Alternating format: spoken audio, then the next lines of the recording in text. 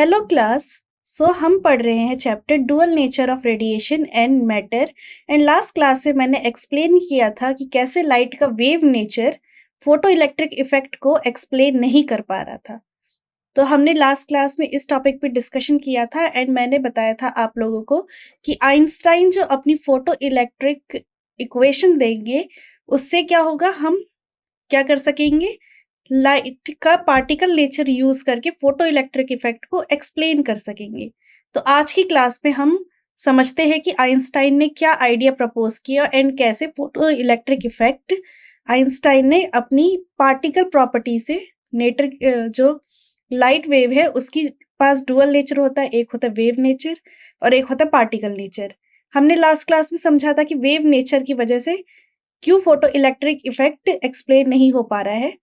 अब हम पढ़ेंगे कि कैसे आइंस्टाइन पार्टिकल नेचर को प्रपोज करता है लाइट का एंड देन उससे फोटो इलेक्ट्रिक इफेक्ट समझ में हम पाते हैं। तो इस चीज को अब हम स्टार्ट करते हैं। तो आज की क्लास में हम पढ़ेंगे Einstein photoelectric equation, energy quantum of radiation.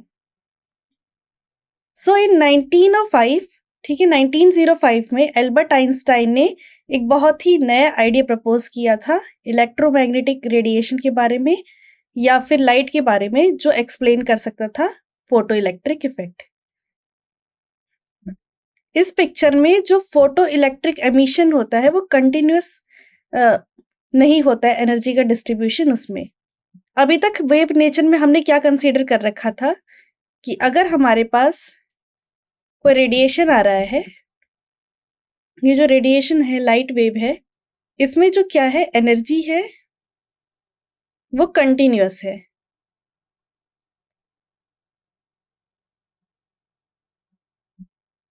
Einstein कहते हैं नहीं, ये गलत चीज है। एनर्जी लाइट वेव में कंटिन्यूअस नहीं है।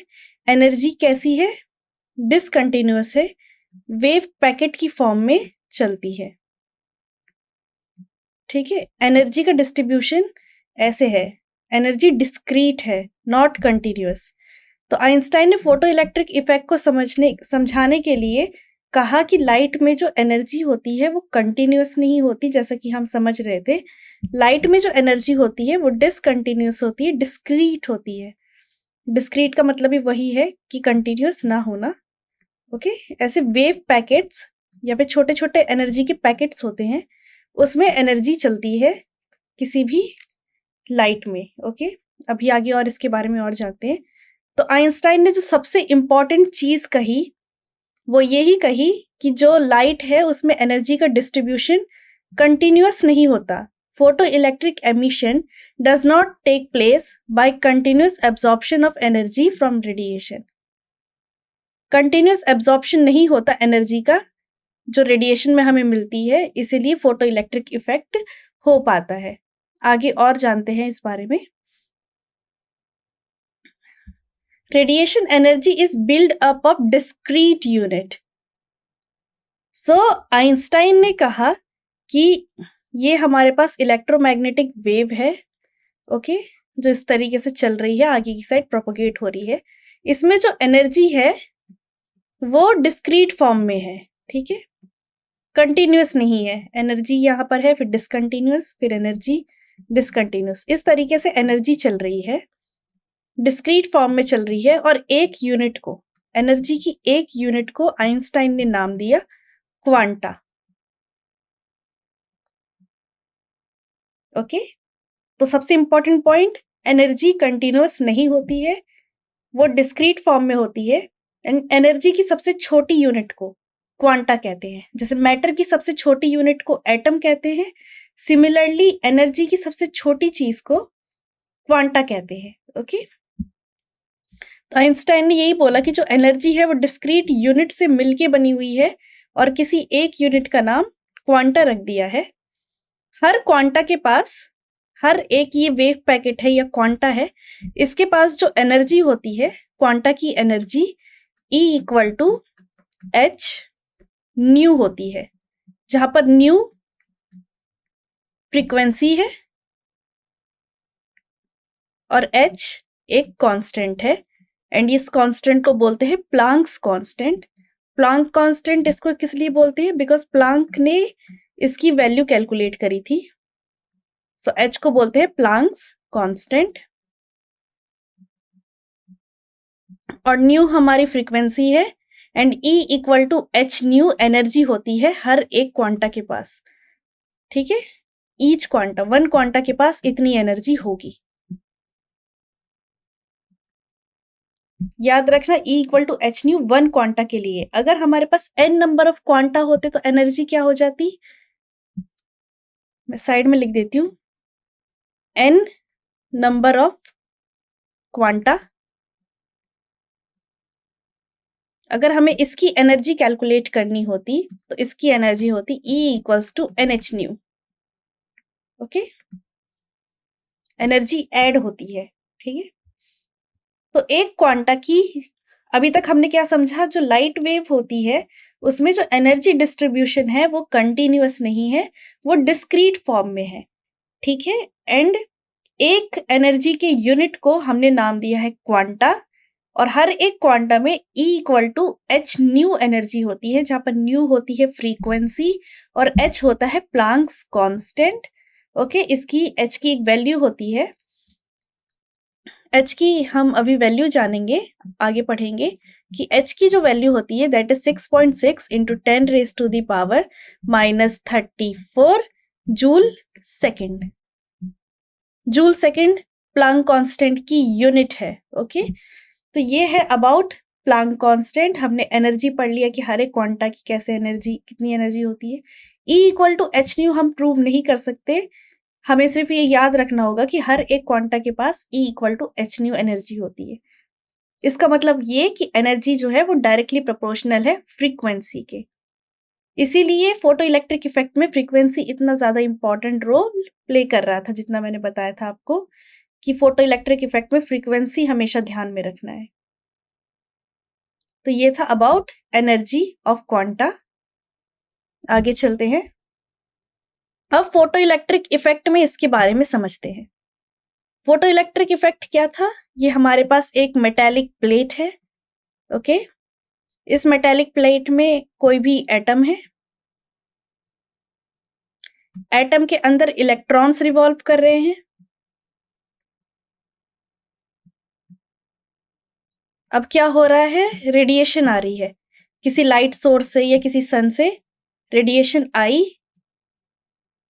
और ये रेडिएशन में अब हमें क्लियर है कि जो एनर्जी है वो किस फॉर्म में है, कंटिन्यूअस फॉर्म में नहीं है, डिस्क्रीट फॉर्म में है। तो ये जो एनर्जी है बहुत सारे क्वांटा से मिलके बनी हुई है। इलेक्ट्रॉन क्या करता है? क्वांटा को एब्जॉर्व करता है और क्या कर देता है, मेटल प्लेट से स्केप आउट हो जाता है इलेक्ट्रॉन हमारा। ओके, क्वांटा एब्जॉर्व किया एंड इलेक्ट्रॉन स्केप आउट हो गया। तो अगर हमें एक इलेक्ट्रॉन को हमने एच न्यू एनर्जी दी, एच न्यू रेडिएशन से जो एनर्जी है that is h new, electron ने एक क्वांटा की एनर्जी एब्जॉर्व करी, उस एनर्जी का क्या काम होगा? उस एनर्जी का काम ये होगा कि इलेक्ट्रॉन अपने मेटल से की आउटर शेल में पहुंच जाए। ठीक है, उसको हम क्या बोलते हैं? वर्क फंक्शन बोलते हैं। एंड कितनी काइनेटिक एनर्जी और बाकी जो एनर्जी होगी वो काइनेटिक एनर्जी में कन्वर्ट हो जाएगी, जो इस इलेक्ट्रॉन को मोशन में हेल्प कर रही है। तो एच न्यू इक्वल हो जाएगा phi naught work function plus kinetic energy. वो भी कैसी kinetic energy? Maximum kinetic energy. ये जो इक्वेशन है इसी को बोलते हैं photoelectric equation. H nu equals to phi naught plus K max. फिर से समझते हैं हम, हमारे पास एक मेटालिक प्लेट है, मेटालिक प्लेट में बहुत सारे एटम हैं, हमने किसी एक एटम को कंसीडर किया और हमने कहा कि रेडिएशन से उसको एच न्यू एनर्जी मिली। ठीक है, ये एच न्यू एनर्जी इलेक्ट्रॉन ने एब्सॉर्ब किया। अब इलेक्ट्रॉन इस एच न्यू एनर्जी का क्या कर रहा है? इलेक्ट्रॉन इस एच न्यू एनर्जी का यूज कर रहा है पहले तो इलेक्ट्रॉन मेटल की आउटर मोस्ट सरफेस पे जाने के लिए। ठीक है, मेटल के पॉजिटिव चार्ज से एग्जिट आउट होने के लिए, तो उसको हम बोलेंगे वर्क फंक्शन कि मेटल के सरफेस से एग्जिट हो जाए। फिर वो एनर्जी यूज कर रहा है इलेक्ट्रॉन मोशन के लिए, ठीक है, अपने सराउंडिंग में जाने के लिए, तो उसके पास दूसरी जो एनर्जी होगी दैट इज काइनेटिक एनर्जी। तो एच न्यू इस्तेमाल हो रहा है मेटल की सरफेस से बाहर निकलने के लिए, जिसे हम वर्क फंक्शन बोल रहे हैं। इसको क्या बोल रहे हैं हम? Work function. और दूसरी एनर्जी यूज हो रही है इलेक्ट्रॉन जो मोशन कर रहा है उसमें। तो दूसरी जो एनर्जी है दैट इज काइनेटिक एनर्जी। तो ये जो फॉर्मूला मैंने लिखा है, इसी फॉर्मूले को बोलते हैं हम photoelectric equation. Photo electric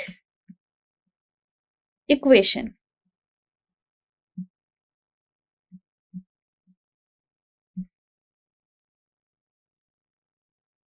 ठीक है, तो photoelectric equation is h nu equals to phi naught plus kinetic energy. हमें ध्यान रखना होगा कि phi naught and kinetic energy term कैसे आई। ओके, एंड फाई नॉट होता है यहाँ पर वर्क फंक्शन। सो हमने अब जान लिया कि फोटो इलेक्ट्रिक इक्वेशन क्या होती है। अब इस इक्वेशन की हेल्प से हम समझने की कोशिश करते हैं कि जो भी हमने ग्राफ इनिशियली देखे थे, सैचुरेटेड करंट वाला या फिर फ्रीक्वेंसी वर्सेस पोटेंशियल वाला या intensity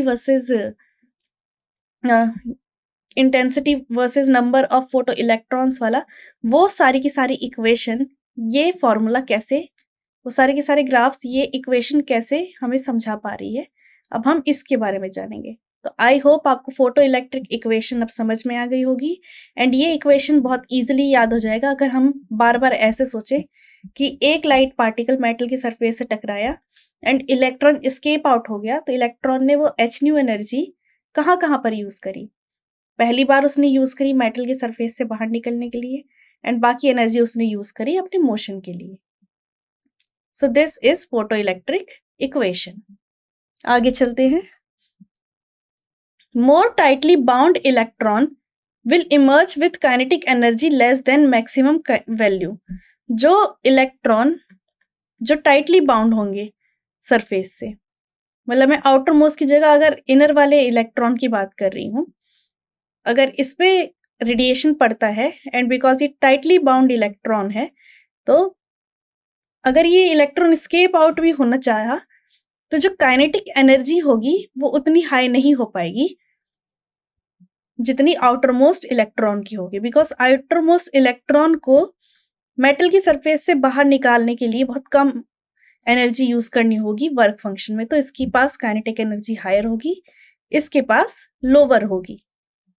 more tightly bound electron will emerge with kinetic energy less than maximum value. So हमें ये लाइन अब समझ में आ चुकी है। नोट दैट, ध्यान से समझना कि जो इंटेंसिटी ऑफ लाइट होती है किसी एक गिवन फ्रीक्वेंसी पे डिटरमाइन करती है नंबर ऑफ फोटॉन्स इंसिडेंट पर सेकेंड। इंटेंसिटी होती है नंबर ऑफ फोटॉन पर सेकेंड, कितने फोटॉन्स गिर रहे हैं मेटल प्लेट में एक सेकेंड के अंदर, वो इंटेंसिटी होती है। ओके, अगर हमने कुछ स्पेसिफिक फ्रीक्वेंसी की लाइट रेज दी, क्योंकि हम जानते हैं एनर्जी कंप्लीटली फ्रीक्वेंसी पे डिपेंड करता है, तो जिसके पास हायर फ्रीक्वेंसी होगी उस टाइप की लाइट वेव के पास क्या होगी, ज्यादा एनर्जी होगी, एंड बिकॉज उनके पास ज्यादा एनर्जी होगी तो इलेक्ट्रॉन और तेजी से एस्केप आउट हो पाएंगे। इसीलिए थ्रेशहोल्ड फ्रीक्वेंसी जैसी टर्म एग्जिस्ट कर रही थी, बिकॉज एनर्जी ही फ्रीक्वेंसी पे डिपेंड कर रही है। अगर मान लो आपने कम फ्रीक्वेंसी वाली लाइट रे दे दी तो उसके पास क्या होगी, एनर्जी कम होगी, एंड बिकॉज उसके पास एनर्जी कम होगी इलेक्ट्रॉन्स एस्केप आउट नहीं हो पाएंगे। तो एक स्पेसिफिक फ्रीक्वेंसी की हमने रेडिएशन दी, इलेक्ट्रॉन्स एस्केप आउट होने लगे, तो क्या होगा, जो इंटेंसिटी है वो बढ़ाते रहे हम, तो ज्यादा से ज्यादा फोटो इलेक्ट्रॉन्स बाहर आएंगे। तो number of photoelectrons increase होते जाएंगे जैसे जैसे इंटेंसिटी इंक्रीज होती जाएगी। Increasing the intensity will increase the number of emitted electron पर सेकेंड। तो ये पहला वाला जो हमने ग्राफ देखा था फोटो इलेक्ट्रॉन वर्सेस इंटेंसिटी, क्यों स्ट्रेट लाइन बन रहा है, उसका रीजन यही है कि डायरेक्टली प्रोपोर्शनल का रिलेशन है। However, the maximum kinetic energy of emitted photoelectron is determine the energy of each photon. जो मैक्सिमम काइनेटिक एनर्जी होगी फोटो इलेक्ट्रॉन की, वो डिटरमाइन करेगी कि हर एक फोटोन के पास कितनी एनर्जी है। बिकॉज जो हमने फॉर्मूला लिखा था एच न्यू इक्वल्स टू क्या था, phi naught plus K max, तो के मैक्स किसके इक्वल हो गया? H nu minus pi not. तो कितना मैक्सिमम काइनेटिक एनर्जी के साथ इलेक्ट्रॉन निकलेगा वो डिपेंड करेगा कि कितनी एनर्जी है, कितनी एनर्जी हम दे रहे हैं रेडिएशन के थ्रू। ओके, तो अगर हाई फ्रीक्वेंसी वाला रेडिएशन हम देंगे तो मैक्सिमम काइनेटिक एनर्जी की वैल्यू ज्यादा होगी। अगर कम फ्रीक्वेंसी वाले हम लाइट रेडिएशन दे रहे हैं तो काइनेटिक एनर्जी की वैल्यू कम होगी। तो काइनेटिक एनर्जी भी फ्रीक्वेंसी पे डिपेंड कर रहा है, जितनी ज्यादा फ्रीक्वेंसी उतना ज्यादा काइनेटिक एनर्जी। एंड हमने एक ग्राफ देखा था जो स्ट्रेट लाइन बन रहा था काइनेटिक एनर्जी एंड फ्रीक्वेंसी के बीच में, वो उसके बारे में अभी हम जानेंगे। तो जो हमने इक्वेशन लिखी K max equals to h nu minus phi naught या h nu equals to K max plus phi naught, इसी इक्वेशन को बोलते हैं Einstein photoelectric equation, because ये आइडिया आइंस्टाइन ने प्रपोज किया था। आइंस्टाइन फोटो इलेक्ट्रिक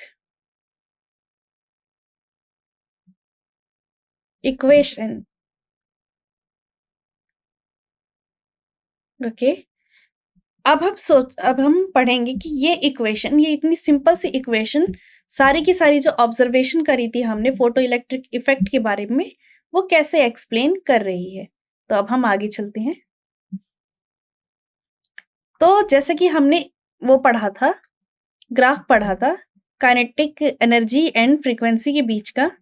यहाँ फ्रीक्वेंसी है और यहाँ पर काइनेटिक एनर्जी है। तो हम जानते कि ऐसे स्ट्रेट लाइंस हमें मिले थे दो मेटल्स के लिए, metal A, metal B, and यहाँ पर एक थ्रेशोल्ड फ्रीक्वेंसी होती थी न्यू नॉट डैश। ये ग्राफ आपको याद होगा, जैसे कि मैंने कहा था कि आपको सारे के सारे ग्राफ प्रैक्टिस में रखने हैं एंड आपको उसकी प्रॉपर्टीज पता होनी चाहिए, तो हमें ये ग्राफ याद होगा। तो हमने देखा कि काइनेटिक एनर्जी डायरेक्टली प्रोपोर्शनल है फ्रीक्वेंसी के साथ, ठीक है। Kinetic energy maximum directly proportional है फ्रीक्वेंसी के साथ और इंटेंसिटी से इंडिपेंडेंट थी। एंड काइनेटिक एनर्जी जो है वो क्या है, इंडिपेंडेंट है इंटेंसिटी से। तो ये जो फॉर्मूला है हमारे पास K max equals to h nu minus pi naught, ये इक्वेशन भी कह रहा है कि काइनेटिक एनर्जी फ्रीक्वेंसी के डायरेक्टली प्रोपोर्शनल है। क्योंकि अगर इस इक्वेशन को देखें तो ये इक्वेशन कुछ कुछ सिमिलर दिख रही है हमारी स्ट्रेट लाइन की इक्वेशन के साथ। स्ट्रेट लाइन की इक्वेशन ये होती थी y equals to m x plus c. तो यहाँ पर माइनस फाई एक इंटरसेप्ट की तरह काम कर रहा है, h स्लोप की तरह काम कर रहा है, एंड यहाँ पर स्ट्रेट लाइन की इक्वेशन है तो y प्रोपोर्शनल है x के। सिमिलरली यहाँ पर भी क्या हो जाएगा, kinetic energy maximum directly proportional है फ्रीक्वेंसी के। तो जो फोटो इलेक्ट्रिक इक्वेशन है वो इस ग्राफ को एक्सप्लेन कर पा रही है। अब इसके बारे में और डिटेल में जानते हैं। तो क्या है कि this has happened because Einstein pictured photo electric effect arise from the absorption of single quanta of radiation by single electron. तो ये जो चीज है कंप्लीटली एक्सप्लेन क्यों कर पा रही है, ये इक्वेशन उस ग्राफ को कंप्लीटली एक्सप्लेन इसलिए कर पा रहे बिकॉज आइंस्टाइन ने सोचा था कि एक इलेक्ट्रॉन एक क्वांटा ऑफ एनर्जी को एब्जॉर्ब करेगा, उसकी वजह से क्या हो रहे होंगे, इलेक्ट्रॉन्स अपने मेटल के सरफेस के को छोड़ रहे होंगे एंड बाकी एनर्जी काइनेटिक एनर्जी में यूज हो रही होगी इसीलिए। तो बिकॉज हमने हर चीज को फ्रीक्वेंसी पे डिपेंडेंट बना दिया तो अब इंटेंसिटी से कोई भी रिलेशन नहीं होगा। एंड हम जानते ही हैं कि काइनेटिक एनर्जी क्या है, इंटेंसिटी से इंडिपेंडेंट है। एंड इस पूरी इक्वेशन में आप देख रहे हो कहीं भी इंटेंसिटी यूज नहीं हुआ है। So the intensity of radiation that is proportional to the number of quanta per unit area per unit time is irrelevant to this basic process. Intensity irrelevant बन जाती है बिकॉज हर चीज अब किस पे डिपेंड कर रही है, फ्रीक्वेंसी पे डिपेंड करने लग गई। ये सारी इक्वेशन फ्रीक्वेंसी से रिलेटेड बनी है इसीलिए। आई होप आपको ये पॉइंट्स क्लियर होंगे। अब हम आगे चलते हैं। सिंस के max must be non negative, जो काइनेटिक एनर्जी है वो नॉन नेगेटिव होनी चाहिए, बिकॉज एनर्जी कभी भी नेगेटिव नहीं हो सकती है। ठीक है, तो हमने जो इक्वेशन लिखी है K max equals to h nu minus phi naught, because kinetic energy एक पॉजिटिव क्वांटिटी है, इसका मतलब ये कि एच न्यू हमेशा बड़ा होना चाहिए फाई नॉट से, बड़ा या फिर इक्वल होना चाहिए, क्योंकि काइनेटिक एनर्जी मैक्सिमम 0 भी हो सकती है बट नेगेटिव नहीं हो सकती, तो एच न्यू हमेशा बड़ा होना चाहिए। तो अगर हम फाई नॉट को लिखें एच न्यू नॉट, जहां पर न्यू नॉट एक थ्रेशहोल्ड फ्रीक्वेंसी है,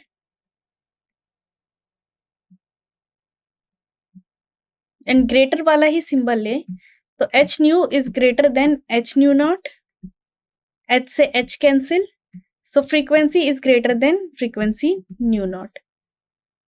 और यहां पर हमें वर्क फंक्शन का एक फॉर्मूला भी मिल गया कि work function equals to h nu naught, जहां पर न्यू नॉट एक थ्रेशहोल्ड फ्रीक्वेंसी है। ओके, तो आप देखते हो अगर ये एच फाई नॉट की वैल्यू में एच न्यू नॉट यहां पर डाल दूं तो kinetic energy maximum K max equal हो जाएगा एच, कॉमन ले रही हूं मैं, nu minus nu naught, phi naught की वैल्यू हमने यहाँ इस इक्वेशन में डाल दी। तो यहाँ पर हम देख सकते हैं कि क्यों फोटो इलेक्ट्रॉन्स नहीं निकलते हैं जब हम किसी थ्रेशहोल्ड फ्रीक्वेंसी से कम की फ्रीक्वेंसी यूज कर रहे होते हैं। अगर थ्रेशहोल्ड फ्रीक्वेंसी, नॉर्मल जो फ्रीक्वेंसी है वो थ्रेशहोल्ड फ्रीक्वेंसी से नीचे हो जाएगी, छोटी हो जाएगी, तो काइनेटिक एनर्जी मैक्सिमम नेगेटिव हो जाएगा। And because kinetic energy negative नहीं हो सकता, इसका मतलब ये कि फोटो इलेक्ट्रॉन्स कभी बाहर ही नहीं आएंगे, इसलिए हमें एक मिनिमम फ्रीक्वेंसी चाहिए होती है, एंड वो मिनिमम फ्रीक्वेंसी डिटरमाइन करता है हमारा work function. Okay, work function minimum frequency को डिटरमाइन करता है।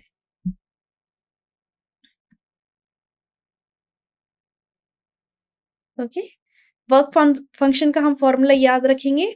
वर्क फंक्शन होता है एच न्यू नॉट, जहां पर न्यू नॉट होती है threshold frequency, and work function बहुत ज्यादा इंपॉर्टेंट है बिकॉज वो बताता है कि वो कितनी मिनिमम फ्रीक्वेंसी चाहिए कि कोई इलेक्ट्रॉन मेटल की सरफेस तक पहुंच पाए। तो ये इक्वेशंस का इस तरीके से इंटरप्रिटेशन बहुत ज्यादा ही इंपॉर्टेंट चीज है। यहाँ पर अब हमने एक नया और फॉर्मूला जान लिया, वर्क फंक्शन या फिर थ्रेशहोल्ड फ्रीक्वेंसी की टर्म्स में काइनेटिक एनर्जी मैक्सिमम कितना होना चाहिए। आई होप आपको ये पॉइंट्स क्लियर होंगे। अब हम आगे चलते हैं। तो जो इक्वेशन है वो शो कर रहा था, उसी के बारे में हम बात कर रहे हैं कि जितना ज्यादा बड़ा वर्क फंक्शन होगा उतनी ही हमें मिनिमम क्या चाहिए होगी, थ्रेशहोल्ड फ्रीक्वेंसी चाहिए होगी, ताकि इलेक्ट्रॉन्स जितना ज्यादा वर्क फंक्शन होगा उतनी बड़ी हमें वो चाहिए होगी थ्रेशहोल्ड फ्रीक्वेंसी, ताकि फोटो इलेक्ट्रॉन्स बाहर आ सके। या फिर इसको दूसरे सेंस में कहें कि अगर वर्क फंक्शन ज्यादा हुआ तो बहुत कम अमाउंट में फोटो इलेक्ट्रॉन्स बाहर आएंगे। ओके, इसलिए एक मिनिमम फ्रीक्वेंसी का कॉन्सेप्ट लाई करता है, एंड इस कॉन्सेप्ट को वेव नेचर नहीं समझा पा रहा था, लेकिन फोटोन नेचर या पार्टिकल नेचर लाइट का इस चीज को एक्सप्लेन कर पा रहा था। तो ये भी एक प्लस पॉइंट हुआ आइंस्टाइन की फोटो इलेक्ट्रिक इफेक्ट वाली इक्वेशन का।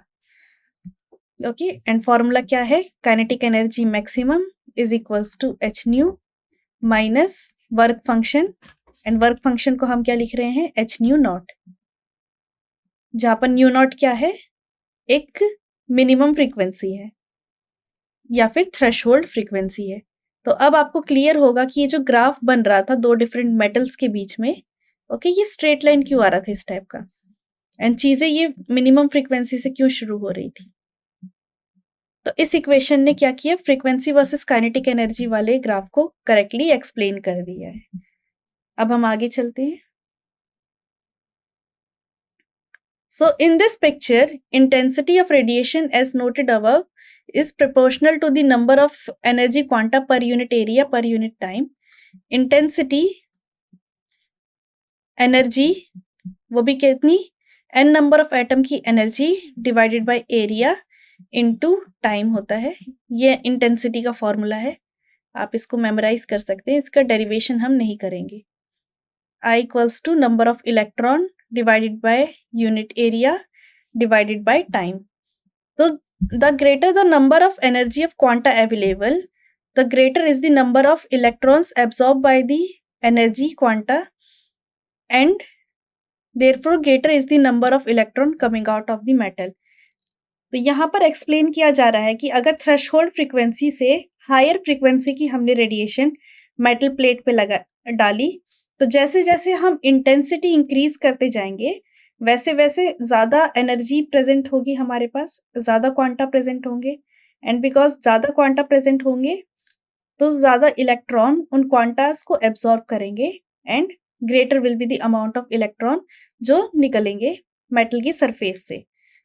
तो इस वाले इक्वेशन से, क्योंकि इंटेंसिटी डायरेक्टली प्रोपोर्शनल हो गया एन ई से, जहां पर N number of photoelectrons हैं, नंबर ऑफ फोटॉन्स हैं, एंड ई एनर्जी है फोटोन की। ओके, तो जैसे जैसे इंटेंसिटी इंक्रीज होती जाएगी वैसे वैसे number of photoelectrons increase हो पाएंगे। तो ये चीज इस वाले ग्राफ को एक्सप्लेन कर पा रही कि नंबर ऑफ फोटो इलेक्ट्रॉन्स जो निकल रहे हैं वर्सेस इंटेंसिटी का जो हमने ग्राफ बनाया था, एंड वो ग्राफ स्ट्रेट लाइन आया था, ये उस चीज को एक्सप्लेन कर रहा है कि ये पॉसिबल क्यों हो पा रहा है।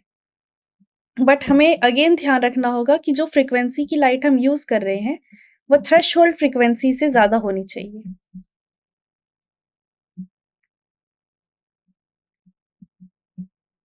वरना कोई भी फोटो इलेक्ट्रॉन बाहर नहीं आएगा।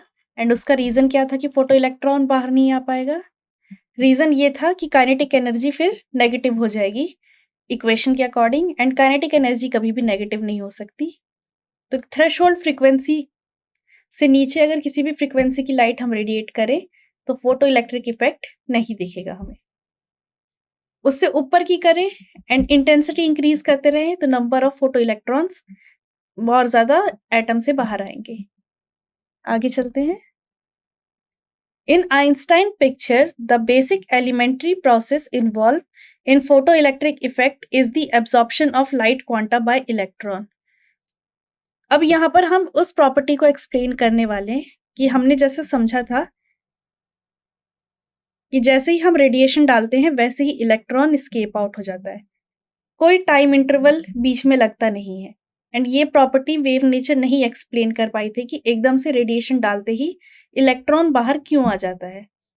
तो आइंस्टाइन की पिक्चर में ये था कि जैसे ही इलेक्ट्रॉन क्वांटा को एब्जॉर्ब करेगा वैसे ही इलेक्ट्रॉन बाहर आ जाएगा। तो आइंस्टाइन की पिक्चर एक्सप्लेन कर पा रही थी कि क्यों ये प्रोसेस इंस्टेंटेनियस होता है। बिकॉज लाइट को क्या, इलेक्ट्रॉन को स्केप आउट होने के लिए सिंपली एक स्पेसिफिक फ्रीक्वेंसी का क्वांटा चाहिए। जैसे ही इसको उस फ्रीक्वेंसी का क्वांटा मिल जाता है इलेक्ट्रॉन इंस्टेंटेनियसली स्केप आउट हो जाता है। वही वेव पिक्चर इस चीज को प्रेडिक्ट नहीं कर पा रही थी बिकॉज वो एज्यूम करके रखी हुई थी कि जो लाइट वेव है उसमें एनर्जी कंटिन्यूअस होती है, तो कंटिन्यूअस एनर्जी उसको गिरनी चाहिए तब जाके ही इलेक्ट्रॉन बाहर आ पाएंगे। बट आइंस्टाइन की पिक्चर में एनर्जी डिस्क्रीट थी, कॉन्टिन्यूअस नहीं थी।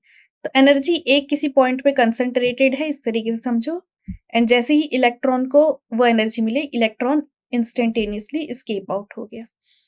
तो आइंस्टाइन की पिक्चर इस प्रॉब्लम को भी एक्सप्लेन कर पाई। दस what ever may be the intensity कुछ भी हो, फोटो इलेक्ट्रॉन हमेशा इंस्टेंटेनियसली बाहर निकलेंगे। ये प्रॉपर्टी जो कि वेव नेचर नहीं एक्सप्लेन कर पाया था, लाइट का पार्टिकल नेचर जो हमारा फोटोन नेचर है वो उसने इस प्रॉपर्टी को एक्सप्लेन कर लिया कि क्यों हर प्रोसेस इंस्टेंटेनियसली चल रहा है। तो यहाँ पर भी आइंस्टाइन की फोटो इलेक्ट्रिक इक्वेशन ने इस प्रोसेस को करेक्ट एक्सप्लेन कर लिया। तो अभी तक आइंस्टाइन की फोटो इलेक्ट्रिक इक्वेशन ने जितनी भी हमारे ग्राफ्स थे एंड जितनी भी प्रॉपर्टी थी उसको करेक्टली एक्सप्लेन कर दिया। तो हम ये अब कह सकते हैं कि आइंस्टाइन पिक्चर में जो फोटो इलेक्ट्रिक इफेक्ट है वो एग्जैक्टली करेक्ट है, एंड लाइट के पास डुअल नेचर होता है, वेव नेचर भी होता है एंड पार्टिकल नेचर भी होता है। बस पार्टिकल नेचर थोड़ा डिफरेंट है। किस लिए डिफरेंट है? बिकॉज इसमें जो एनर्जी होता है वो डिस्क्रीट होता है। इस चीज का हमें ध्यान रखना है। आगे चलते हैं। लो इंटेंसिटी डज नॉट मिले मीन्स डिले इन एमिशन। अगर इंटेंसिटी कम है, ओके, कम फोटॉन्स आ रहे हैं, इसका मतलब ये नहीं है कि एमिशन में डिले होगा, बिकॉज इलेक्ट्रॉन का काम सिंपली क्या है, हर एक क्वांटा को एब्जॉर्ब करके निकल जाना। अब बिकॉज जो लाइट है वो कंटिन्यूस फॉर्म में नहीं है, तो इलेक्ट्रॉन को एनर्जी मिलने के लिए बहुत सारा टाइम का वेट नहीं करना पड़ता है, उसको सिंपली एब्जॉर्व करना है, इंस्टेंटेनियसली निकल जाता है। तो इसका मतलब ये कि अगर इंटेंसिटी लो हो, इसका मतलब ये नहीं है कि जो एमिशन है उसमें कोई डिले होगा। इंटेंसिटी ओनली डिटरमाइंस, इंटेंसिटी सिर्फ एक ही चीज डिटरमाइन कर रही है इस पूरे के पूरे प्रोसेस में कि कितने नंबर ऑफ फोटो इलेक्ट्रॉन्स बाहर निकलेंगे, बस। बाकी सारा वर्क फ्रीक्वेंसी कर रही है।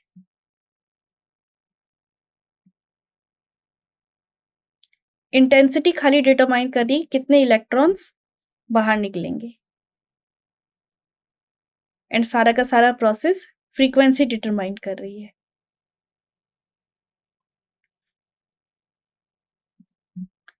Using the photo electric equation, अगर हम फोटो इलेक्ट्रिक इक्वेशन को लिखे तो फोटो इलेक्ट्रिक इक्वेशन में जो काइनेटिक एनर्जी होती है उसका फॉर्मूला होता है ई वी नॉट, जहां पर वी नॉट पोटेंशियल होता है, जो हम बैटरी से जो पोटेंशियल बना रहे थे एमीटर एंड कलेक्टर प्लेट में, वो पोटेंशियल वी नॉट होता है। तो अगर हम काइनेटिक एनर्जी को ई वी नॉट लिखे, वर्क फंक्शन को एच न्यू नॉट लिखें एंड एनर्जी को एच न्यू लिखें, तो जो हमारी फोटो इलेक्ट्रिक इक्वेशन है वो क्या हो जाएगी, kinetic energy maximum is equals to E minus phi not.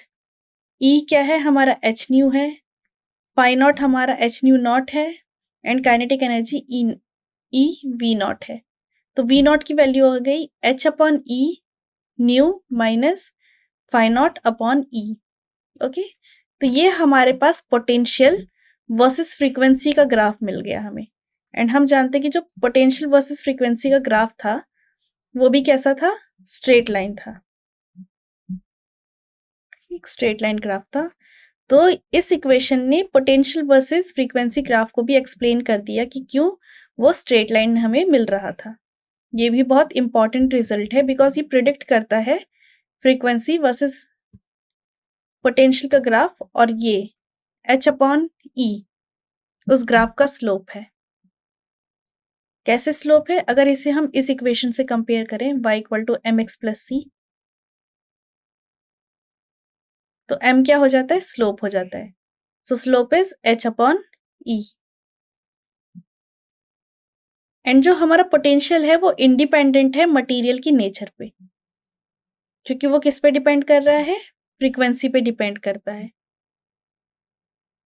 तो ये ग्राफ हमेशा हमें स्ट्रेट लाइन मिलेगा, एंड एक्सपेरिमेंटली भी हमने देखा था कि ये ग्राफ हमें स्ट्रेट लाइन मिल रहा है। तो आइंस्टाइन की इक्वेशन ने इस ग्राफ को भी करेक्टली एक्सप्लेन कर दिया।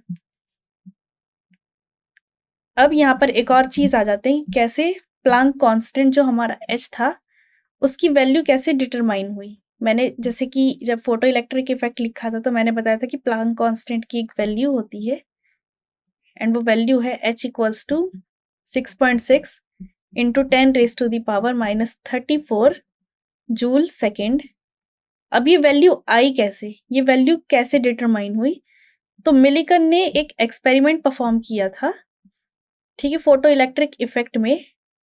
एंड मिलिकन का जो गोल था वो ये था कि वो आइंस्टाइन की थ्योरी को डिस्प्रूव कर सके। तो उनने क्या किया, ये जो हमने स्लोप अभी कैलकुलेट किया फ्रीक्वेंसी वर्सेस पोटेंशियल का, जो कि स्ट्रेट लाइन है, एंड ये स्ट्रेट लाइन पे हमें वैल्यू पता है कि इस स्लोप की वैल्यू ई अपॉन एच है, सॉरी एच अपॉन ई है।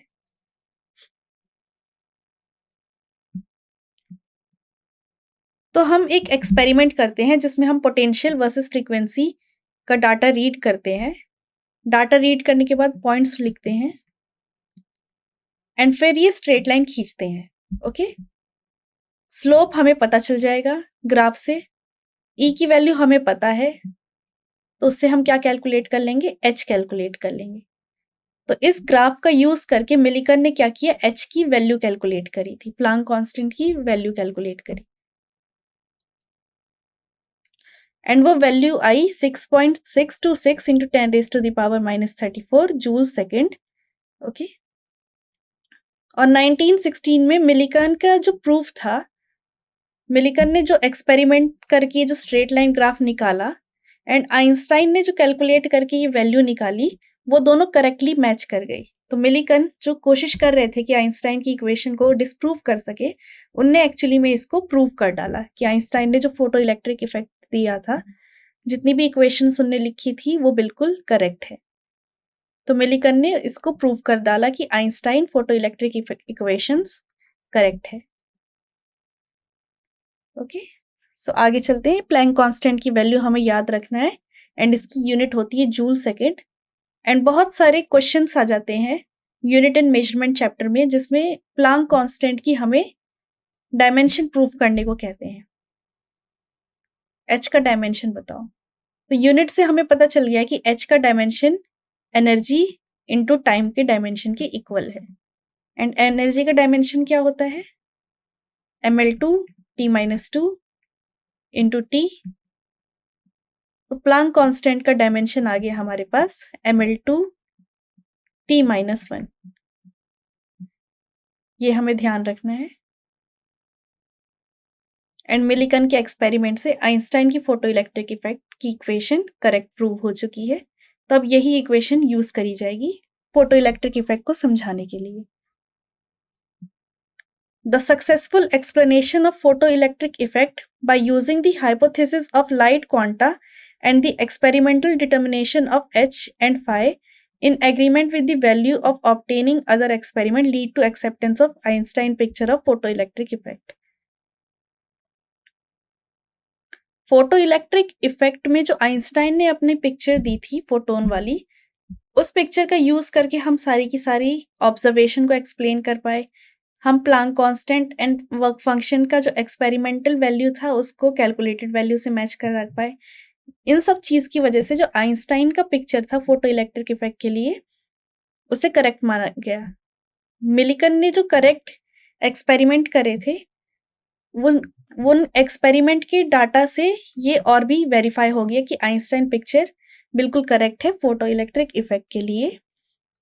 तो अब हम जानेंगे, अब यहाँ पर हमारा photo electric effect part complete हो चुका है। अब नेक्स्ट क्लास में हम जानेंगे कि लाइट की, अब हमने वेव नेचर पढ़ लिया है। ओके, अब लाइट के पार्टिकल नेचर के बारे में हम और ज्यादा जानेंगे एंड फिर उसके बाद ये चैप्टर कंप्लीट हो जाएगा पार्टिकल नेचर ऑफ लाइट को स्टडी करने के बाद। तो आई होप आपको आज की क्लास क्लियर होगी। आज की क्लास बहुत ज़्यादा ही इम्पॉर्टेंट क्लास थी बिकॉज आज की क्लास में हमने फोटो इलेक्ट्रिक इक्वेशन को कंप्लीटली समझा एंड उससे रिलेटेड सारे ऑब्जर्वेशन को प्रूव करके दिखाया। तो अब हम नेक्स्ट क्लास में मिलते हैं। Thank you.